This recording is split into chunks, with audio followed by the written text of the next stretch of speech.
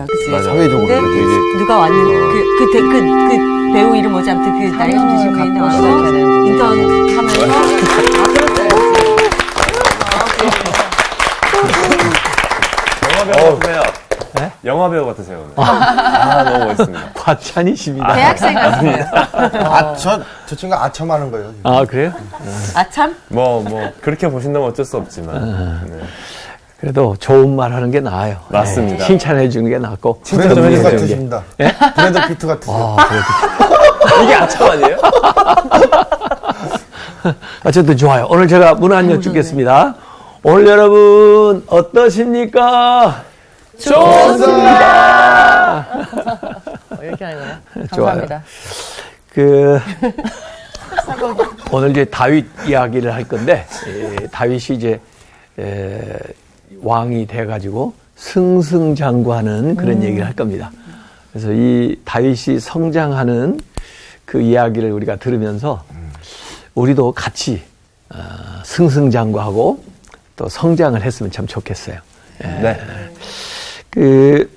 원래 이제 다윗이 남쪽 유다 지파에서부터 이제 시작을 하는데, 그래서 이스라엘도 보면은 사울하고 요나단 이제 이 사울의 세 아들이 죽고 나서도 바로 그 왕조가 무너지는 게 아니고, 이제 이 사울의 그 뒤를 이어가지고 이스보셋이라는 왕이 이어서 다스려요. 거기에 이제 군대 장관도 이제 같이 아브넬이라는 사람이 뒷받침을 하고, 이렇게 해서 조금 일정 기간 동안에 이스라엘이 남과 북으로 이렇게 갈라져 있었던 때가 있어요. 그래서 다윗은 주로 이제 유다 지파를 중심으로 해가지고 그 남쪽에 시므온 지파, 베냐민 지파를 중심으로 해서 남쪽에 이제 유다 왕국을 이루게 되는 거고, 북쪽에는 이제 사울의 이제 후예들이, 자손들이 나라를 이루는데 이제 북이스라엘 그렇게 하는데, 이제 대부분의 많은 지파들이 북쪽에 이제 속해 있었던 거죠. 그래서 어느 기간 동안 조금 지속하다가 결국 이제 다윗이 그 남과 북을 통일하는 통일 이스라엘의 이제 초대 또 왕이 되는 사람이 이제 다윗이에요. 그래서 다윗의 아들 솔로몬 때까지 통일 이스라엘이 또 진행되다가, 그 다음에 이제 그 사울의 아들 때에 가가지고 다시 남북으로 분열이 돼요. 그래서 이제 분열 왕국 시대가 쭉 내려오게 되고, 그 다음에 그 각각의 왕조가 망하는 그런 이제 시대가 진행이 되죠. 오늘 수업 지명으로 읽는 성경 37강 여부수성 다윗의 승승장구. 오늘 이 다윗이 통일 왕조를 이루는데도 좀 시간이 걸렸다는 거, 이걸 조금 기억을 하면서요. 원래 다윗은 이제 유다의 이제 왕국을 이룰 때 헤브론을 중심으로 해서 이제 왕조를 이루어 나갔는데, 결국 이제 북쪽까지 이제 통일을 하게 되니까 북쪽에 속했던 그 지파의 대표들이 와가지고 다윗을 이제 왕으로 추대하는 이야기가 사무엘 하 5장에 나옵니다. 5장 1, 2절을 한번 누가 읽어보세요. 이스라엘 모든 지파가 헤브론에 이르러 다윗에게 나와 이르되, 보소서 우리의 왕의 한 고륙이니이다. 우리는 왕의 한 고륙이니이다. 예. 전에 곧 사울이 우리의 왕이 되었을 때에도 이스라엘을 거느려 출입하게 하신 분은 왕이시었고, 여호와께서도 왕에게 말씀하시기를 네가 내 백성 이스라엘의 목자가 되며 네가 이스라엘의 주권자가 되리라 하셨나이다 하니라. 예, 이렇게 해서 와가지고 그 북쪽의 그 대표들이 와가지고 다윗한테 얘기하는 거예요. 원래부터 당신은 우리의 그 뼈와 살이 있는 서로 친족이다 그 말이죠. 같이 또 이전에 사울이 왕의 자리에 있을 때에도 당신이 실질적으로 우리나라를 보호하고 또 이끌고 도와준 그런 리더였다는 얘기를 거기 하는 거예요. 그래서 이제는 우리 전 이스라엘의 목자가 되어주고 또 주권자가 되어달라 와서 이렇게 부탁을 하는 이야기가 나옵니다. 그래서 실제로 이제 왕이 된다는 게 뭐냐? 왕이 된다는 것은 이 목자처럼 그들을 잘 인도하고 먹이고 돌보는 그런 역할을 해야 된다는 것이고, 또 여기 주권자라고 하는 것은 지도자라고 하는 건데, 여기에 그 히브리어로 나기드라고 이제 표기를 해요. 이 나기드라고 하는 것은 무엇으로 임명된 자, 무엇으로 선포된 자 이런 뜻이에요. 그러니까 임명권자는 하나님이고 하나님이 세우는 지도자죠. 그래서 이스라엘은 원래 그 왕에 대한 사상이 그 자기 스스로 이제 모든 것을 다스리는 왕으로서의 사상이 없고, 원래는 하나님이 왕이신데 하나님이 지도자를 임명하는 거예요. 그게 나기드예요. 그래서 그는 대신해 가지고 이제 다스리기는 하는데 왕은 아니고 왕자, 그 왕으로부터 위임을 받은 일들을 충성스럽게 하는 그런 지도자로서 이제 이 얘기를 하게 되는 거죠.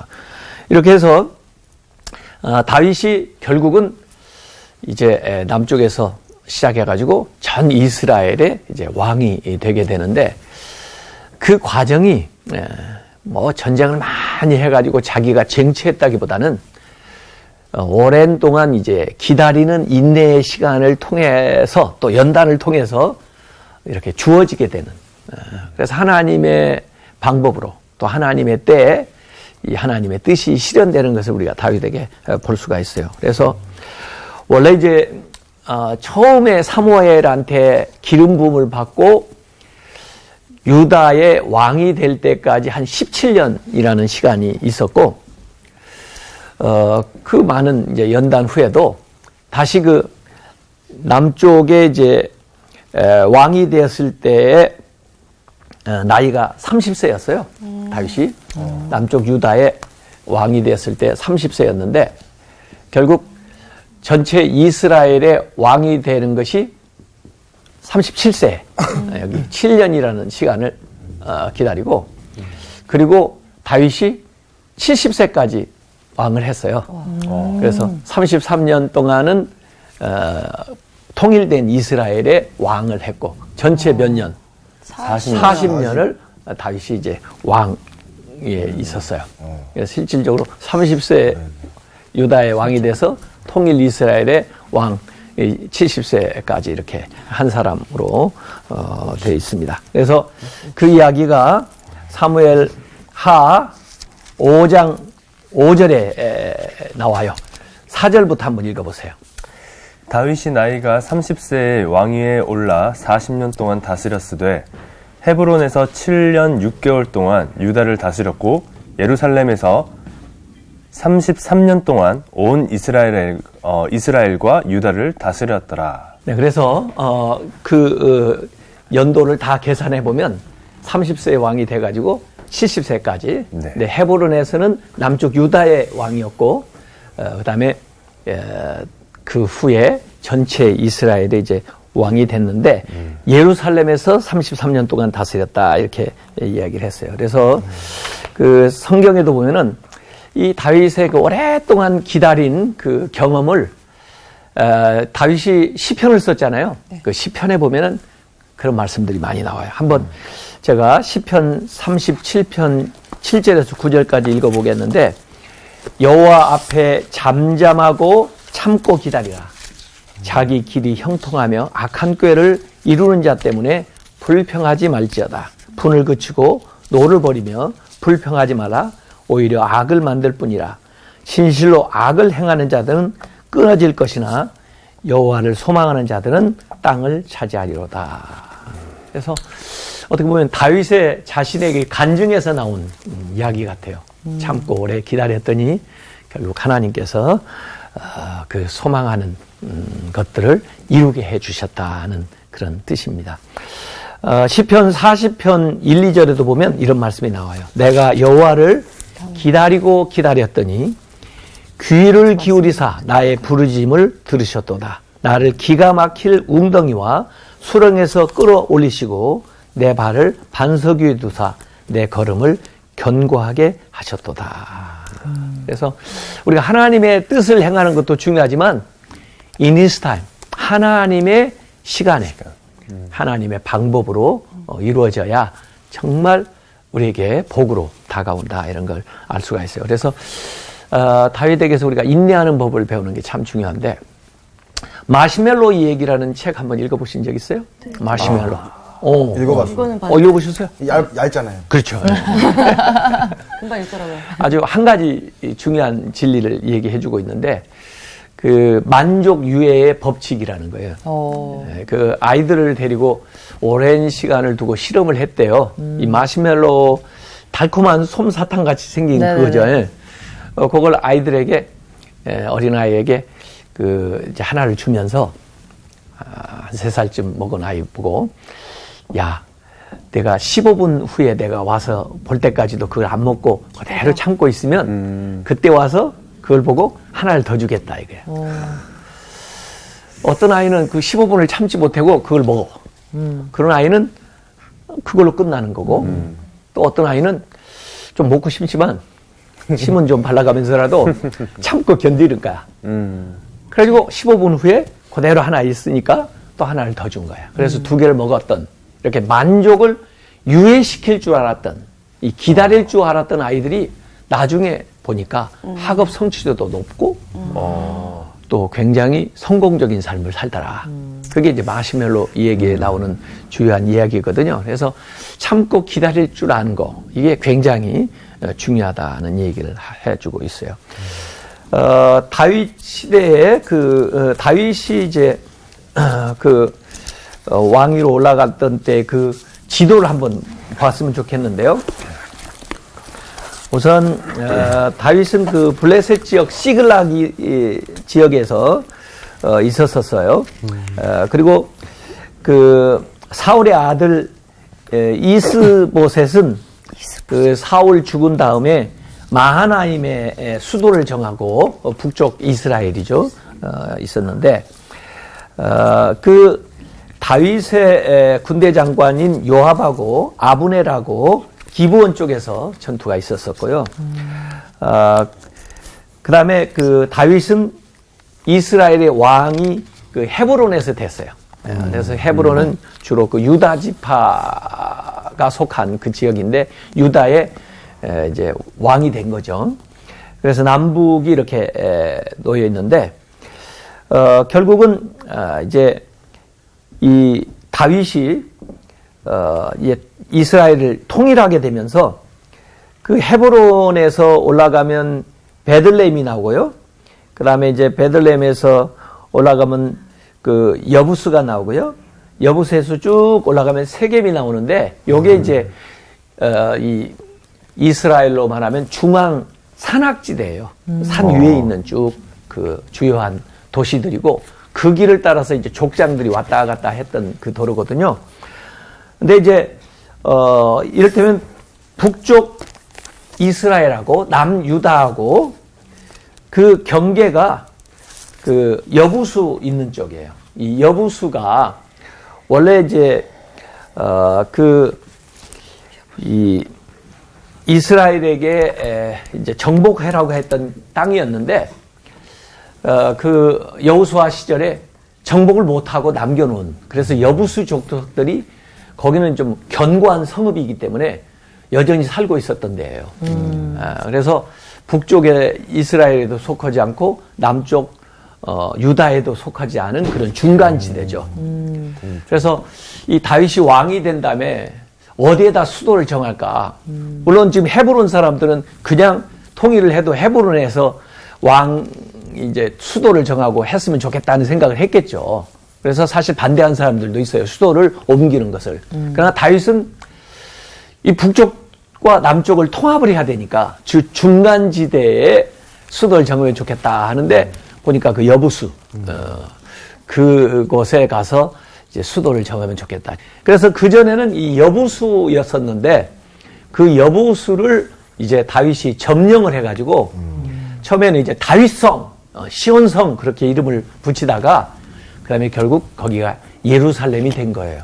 그래서 이 예루살렘이라는 이름은 그 후에 되어진 거고 옛날 그 족장 시대에는 살렘이라고 이름을 붙인 적이 있었고 그다음에 이 여부수 사람들이 살고 있으면서 이 여부수 성인데 그것을 이제 점령하는 이야기가 여기에 나와 있습니다. 그래서 예루살렘은 이제 지중해로부터 한 52km 정도 떨어져 있고요.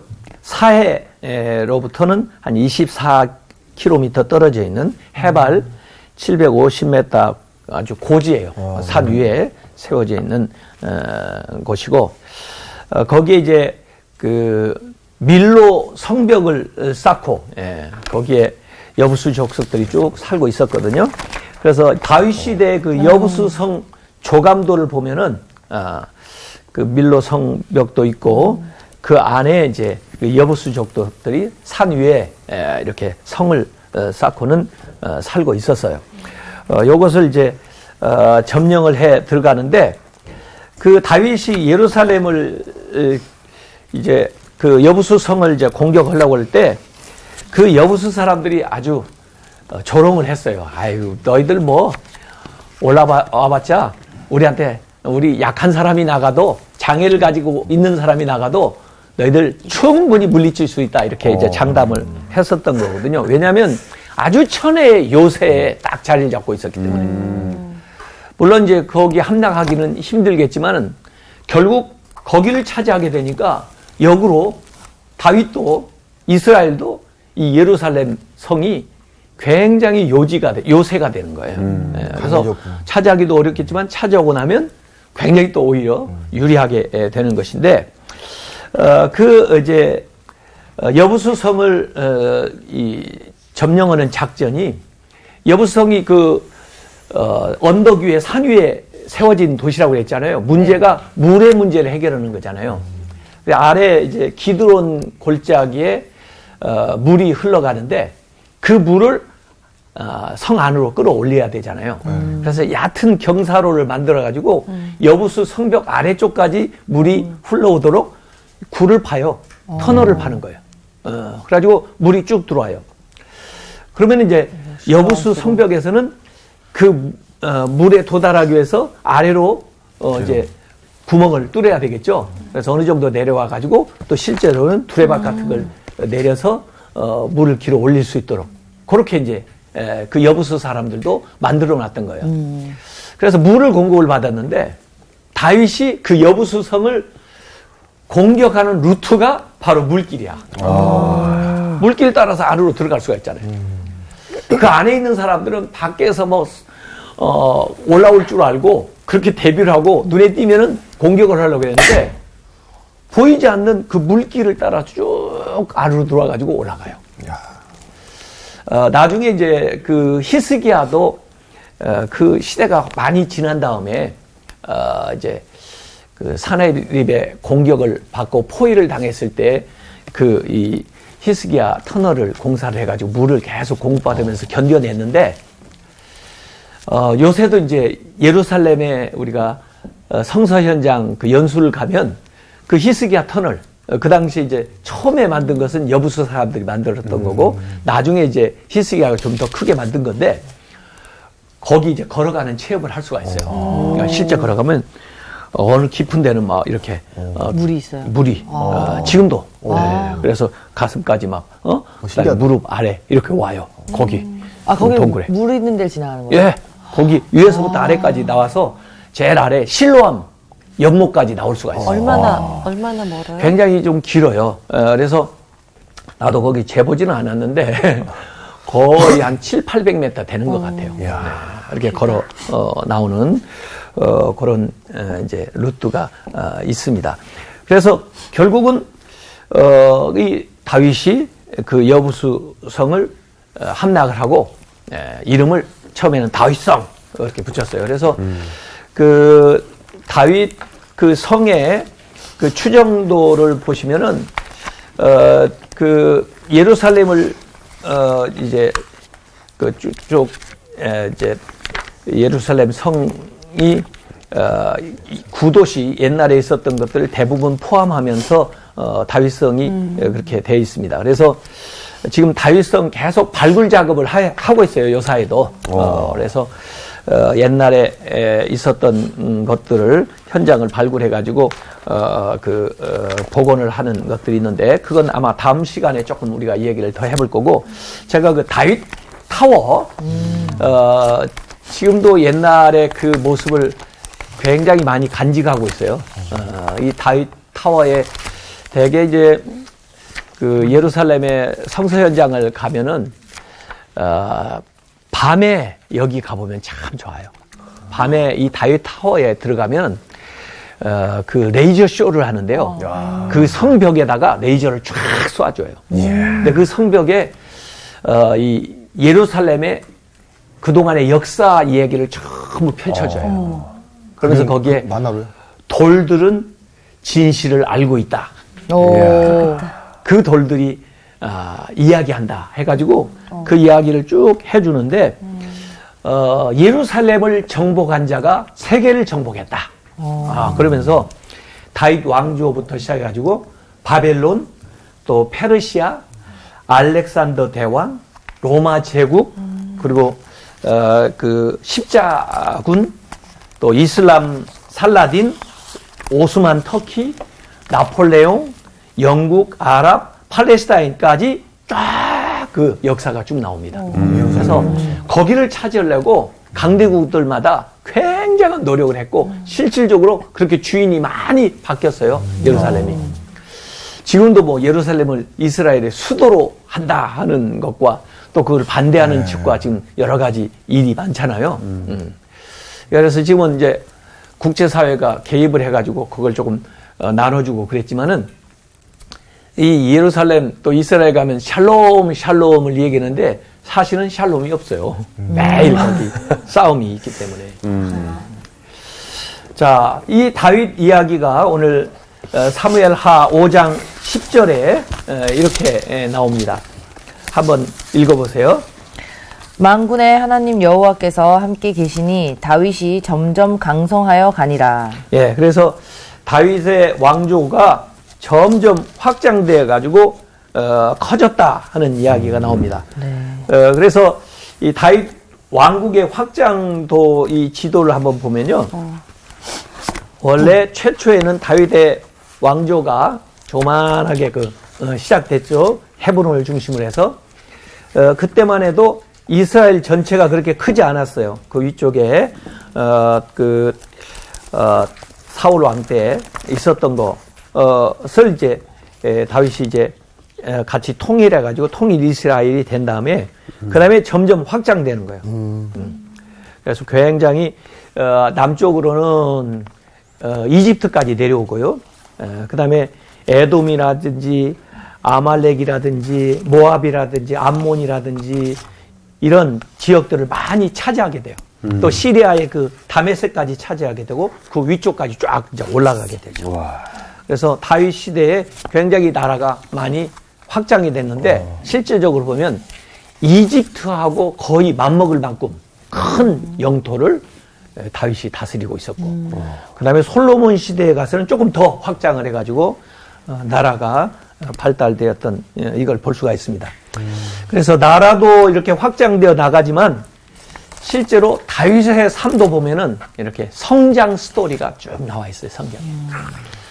성경에 이 성장 스토리가 나와 있는 우리도 이제 영화 같은 거 보면 어려서부터 나이 들어 늙을 때까지 성장 스토리가 나오는 것도 있죠. 네. 저는 그런 거 보면 굉장히 감동이 되는 것 같아요. 1시간, 2시간 내에 그 사람의 전체 얘기를 이렇게 보니까.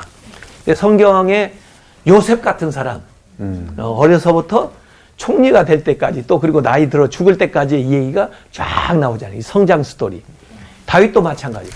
어렸을 때 목동으로부터 시작해가지고 왕이 돼서 나중에 죽을 때까지 얘기가 쫙 나오잖아요. 네. 이게 이제 성장 스토리인데 다윗은 계속해서 자라나가는데 여기 다윗이 점점 강성하여 간다. 그 말이 이제 그 원어에 좀 더 가깝게 번역을 하면 더 큰 걸음과 더 넓은 마음으로 이 성장하고 성숙되어 나아가는 그런 모습이 나옵니다. 그래서 시편 78편 70절 72절에도 보면 이런 말씀이 나와요. 그의 종 다윗을 택하시되 양의 우리에서 취하시며 젖 양을 지키는 중에서 그들을 이끌어내사. 그 목동 생활을 했던 걸 이제 떠올리죠. 그의 백성인 야곱, 그의 소유인 이스라엘을 기르게 하셨더니. 그래서 이스라엘 백성을 다스리는 이제 목자가 되는 거죠. 이에 그가 그들을 자기 마음의 완전함으로 기르게 하셨더니 이에 그가 그들을 자기 마음의 완전함으로 기르고 그의 손에 능숙함으로 그들을 지도하였도다.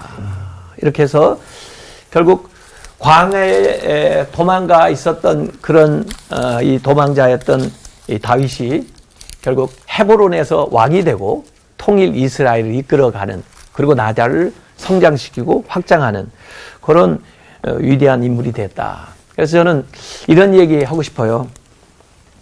환란이 당신을 넘어뜨리지 못하면 오히려 당신을 더 크게 만들어준다. 환란이 오잖아요. 환란에 넘어지지 않고 잘 견뎌내면 더 큰 인물이 되는 거예요. 아멘. 그래서 어려운 일이 올 때 오히려 기회가 되는 거죠. 더 성장하고 잘할 수 있는. 그래서 다윗은 참 많은 고난과 시련을 광야에서 겪었지만 그것이 그를 넘어뜨리지 않으니까 그가 오히려 더 큰 인물로 성장하는 기회가 됐다. 그래서 목동에서 골리앗 킬러로 궁중 악사로 군대 장관으로 그리고 왕으로 이렇게 올라가는 일들을 우리가 이제 보게 되는 거죠. 자, 다윗이 뭐 지위만 올라가는 게 아니라 보니까 마음도 씀씀이가 성품이 참 훌륭한 사람으로. 그래서 사울 같은 사람들도 자기를 대적하고 자기가 죽일 수 있는데도 불구하고 그냥 그를 용서하고 포용하는 이런 것이 나오고요. 또 다른 많은 대적들을 대하는 것, 또 다른 사람들을 대하는 방식도 굉장히 성숙하게 나아가는 것을 이제 볼 수가 있어요.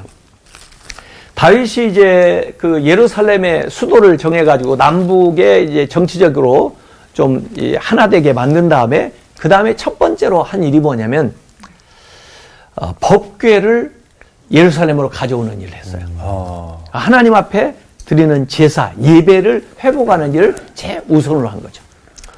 그래서 예루살렘은 정치적인 수도만 되는 게 아니고 종교적인 중심지가 되도록 그렇게 만든 겁니다. 그래서 원래 그 법궤가 그 사무엘 그 있을 때 그 사무엘 전에 엘리 제사장이 이제 이스라엘을 다스릴 때 그 당시에 이제 정치적인 수도라고 할 수 있는 실로에 있었죠. 이 법궤가. 네. 그때도 그 종교적인 중심지기도 했는데, 근데 블레셋하고 싸움이 일어났을 때, 그때 이제 법궤를 가지고 홈리와 비느하스가 전쟁터에 나갔잖아요. 그런데 그 전쟁에서 져요. 에베네셀이라고 하는 지역에서 전쟁에서 집니다.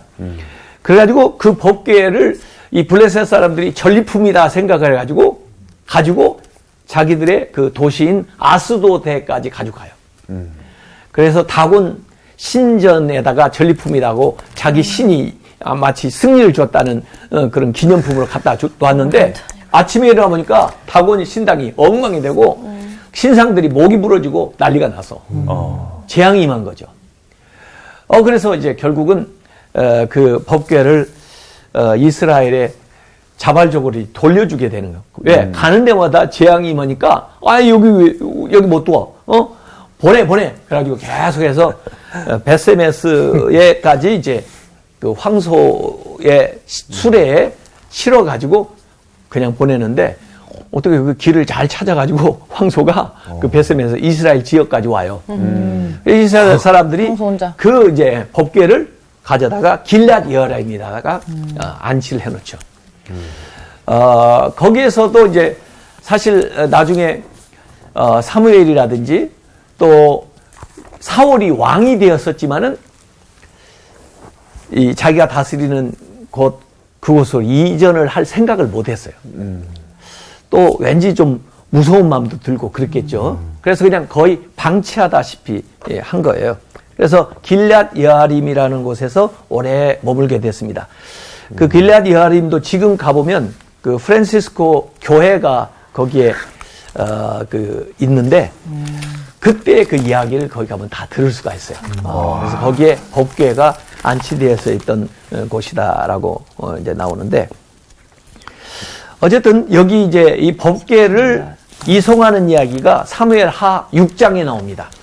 우선 3만 명을 이제 뽑아가지고 이송팀을 짜는 거예요. 뭐 3만 명을 데리고 전쟁에 나가는 게 아니고 이 법궤를 잘 모시기 위해서 이제 나가는 건데 그 이제 길앗 여림의 그 작은 마을 아비나답 집에서 20년 동안 그 법궤가 있었거든요.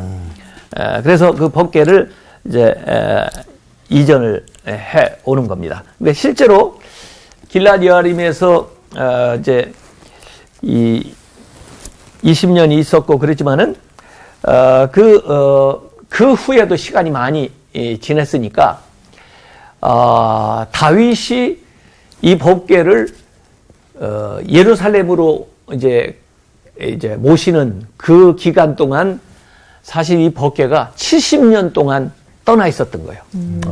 70년 만에 돌아오는 거예요. 더구나 예루살렘에. 이제 첫 번째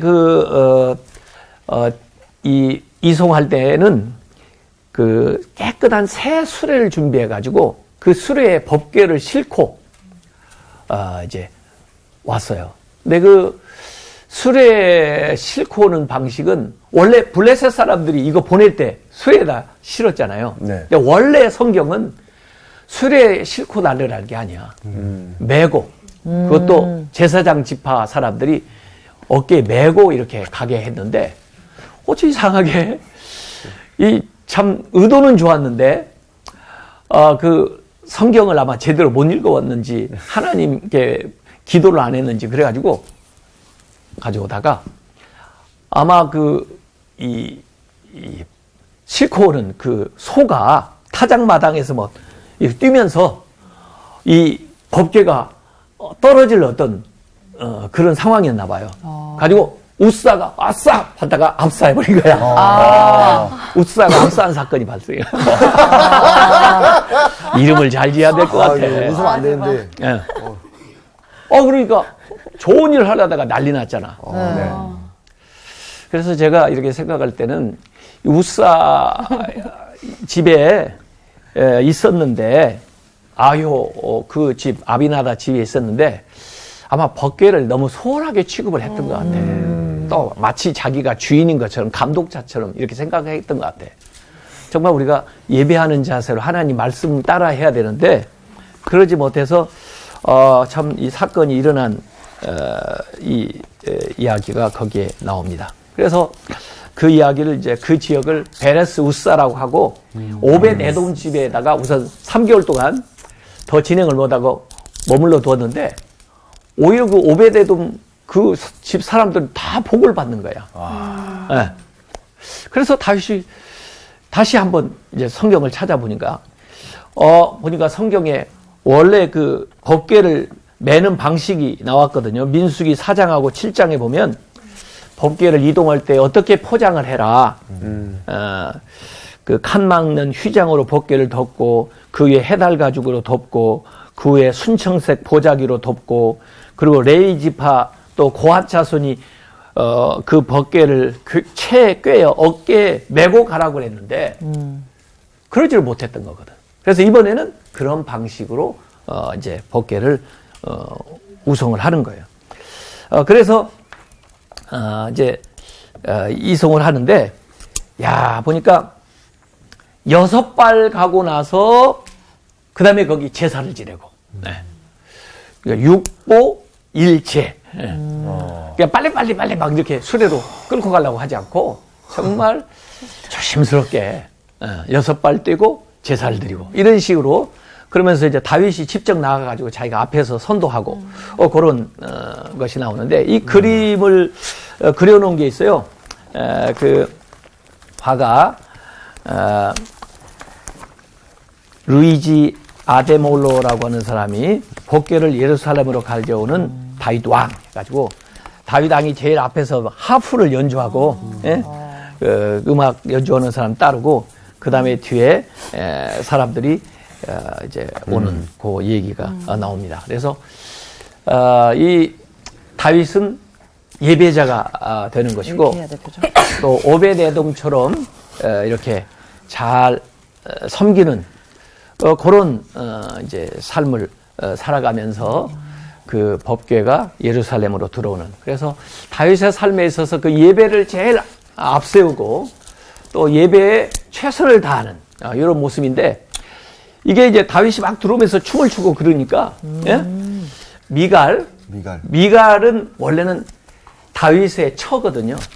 사울의 딸이었던 사람인데 그걸 위에 이 창으로 내려다보고 있다가 아이고 왕이 저 채신도 없이 말이야 사람들 앞에서 이렇게 춤을 추고 더구나 막 옷이 흘러내릴 정도로 춤을 췄나 봐.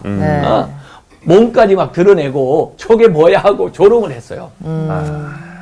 그랬더니 그 다윗이 여기 성경에는요 다윗의 아내라고 표현을 하지 않고 여기 사무엘하 6장 20절에 보면 다윗이 자기의 가족에게 축복하러 돌아오매 사울의 딸 미갈이 다윗의 처라고 하지 않고 굉장히 의도적으로 표현하는 거예요. 왜? 사울 닮은 여자야. 사울 같은 모든 게 다 말을 하는 거거든. 사울의 딸 미갈이 나와서 다윗을 맞으며 이르되 이스라엘 왕이 오늘 어떻게 영화로우신지 방탕한 자가 염치 없이 자기의 몸을 드러내는 것처럼 오늘 그의 신복의 계집종의 눈앞에서 몸을 드러내셨도다 하니 다윗이 미갈한테 뭐라고 하냐면 이는 사람 앞에 한 게 아니고 여호와 앞에서 한 것이니라. 그가 너의 아버지와 그의 온 집을 버리시고 나를 택하사 나를 여호와의 백성 이스라엘의 주권자로 삼으셨으니 내가 여호와 앞에서 뛰놀리라. 내가 이보다 더 낮아져서 스스로 천하게 보일지라도 내가 말한 바 계집종에게는 내가 높임을 받으리라 한지라.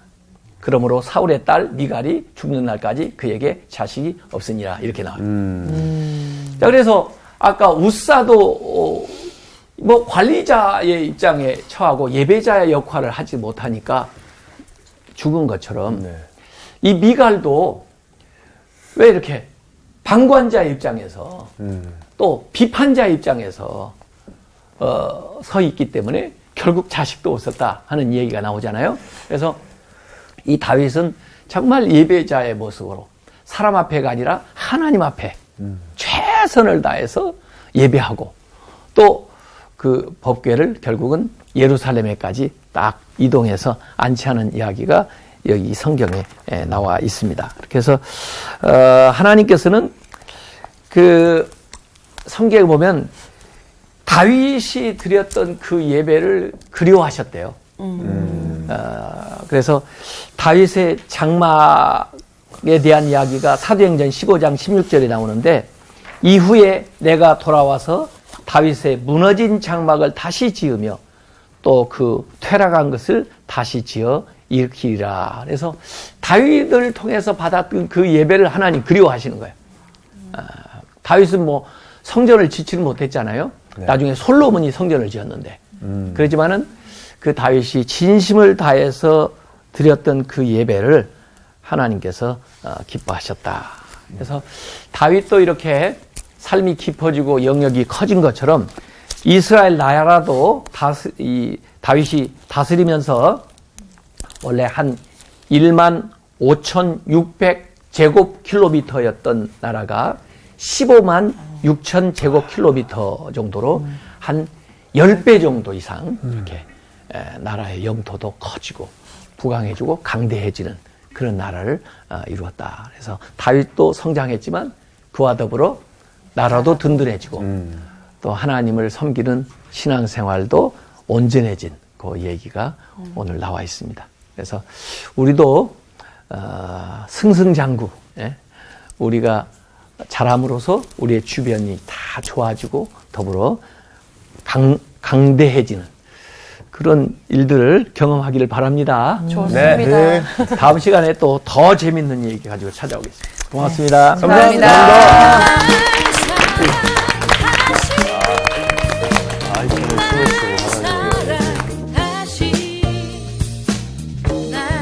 사랑하신 성경에 써있네.